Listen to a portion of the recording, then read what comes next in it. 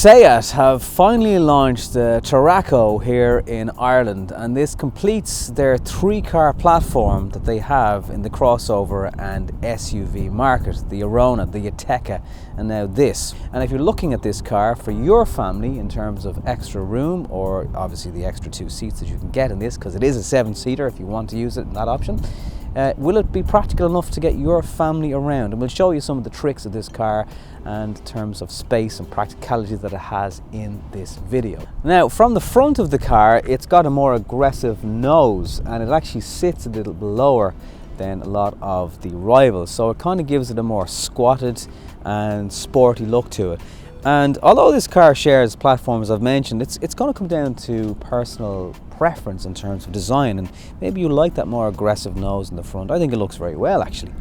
And then you get the LED headlights on the front, which come as standard, and it just completes the look of the whole thing.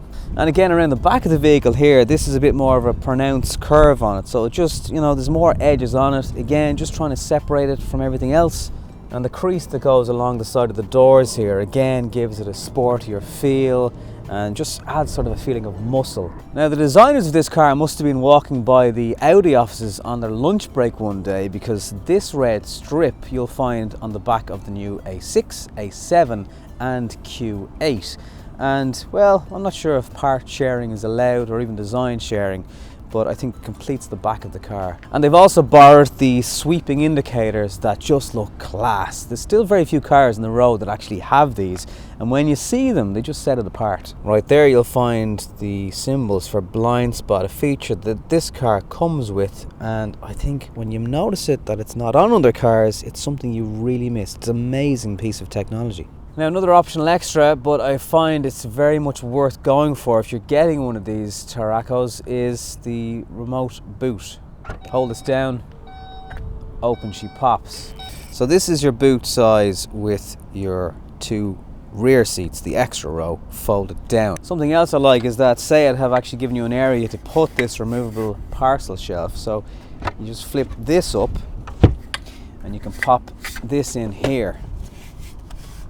And it just means that there's no worrying about where that's going to go. Now, with that out of the way, I can give you a better idea of the size of the boot. Again, this is with the final row of seats removed, and that is the space of your boot with the 2 rears back. Now, it's also easy to pop these middle row down by doing that, and of course they can go fully flat down and you get huge space here. This seat also goes fully flat, so as you can see, it's quite a lot of room. Like, you could actually have a little party in here. Now, believe it or not, if your middle passengers want to move this middle row forward a little bit, there's actually room in the back for grown adults, and it's actually surprisingly easy to get out again. Just pop that forward and out you go. Plenty of leg room, tons of headroom over your head.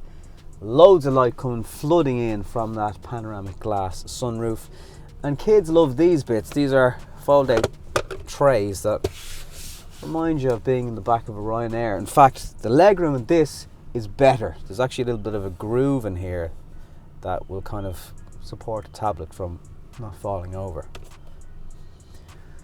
Whatever have you got to do to keep them quiet?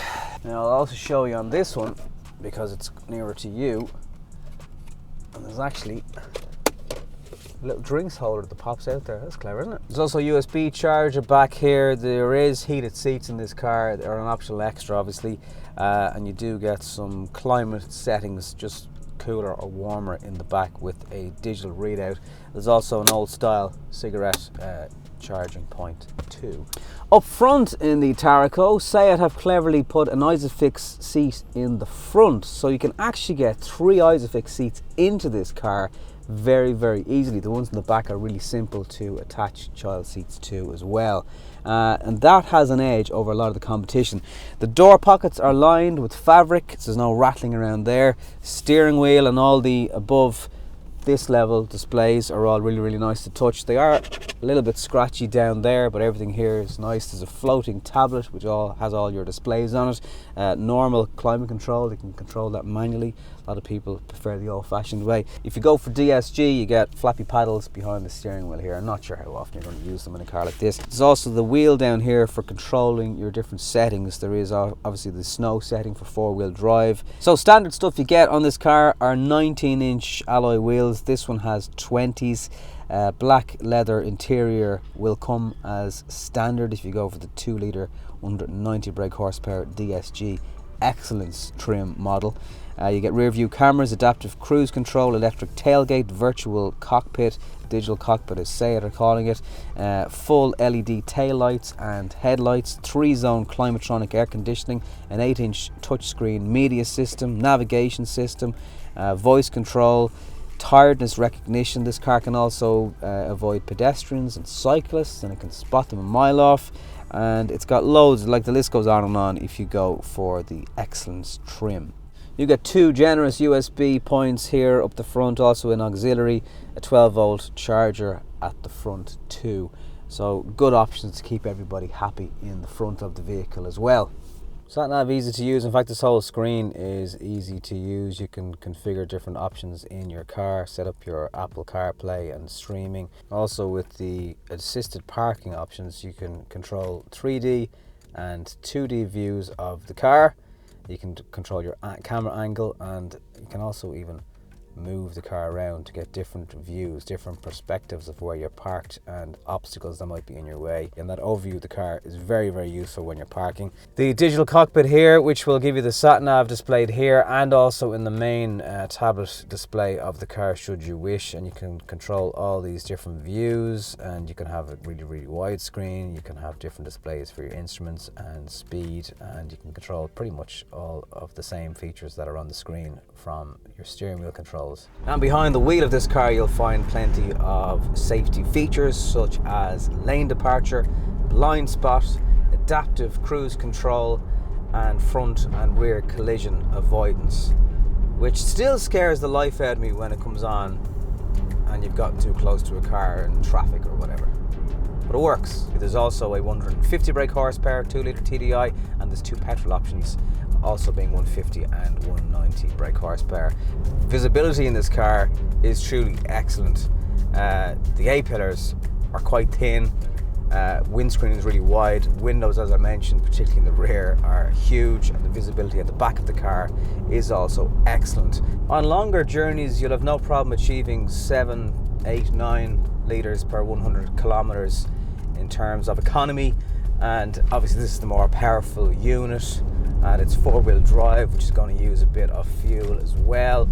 For those of you watching in the UK, when it's cold and you're in stop-start traffic, you can easily see 12, even 13 litres per 100 kilometers, and that can be as low as 25 miles per gallon if you need the extra seats for people. And obviously you can get this in a 5-seater as well. In times gone by, you would have had to opt for something more expensive, like a Volvo perhaps, to carry this amount of people, and what SEAT have done here is kind of made that an awful lot cheaper. If you watch this video till the very end, thank you very much. I do appreciate it. Hopefully I've answered some questions in this video if you're looking at one of these cars as an option to ferry your family around. And as always, a subscribe on the channel is much appreciated. I will catch you in the next episode. I'll talk to you then.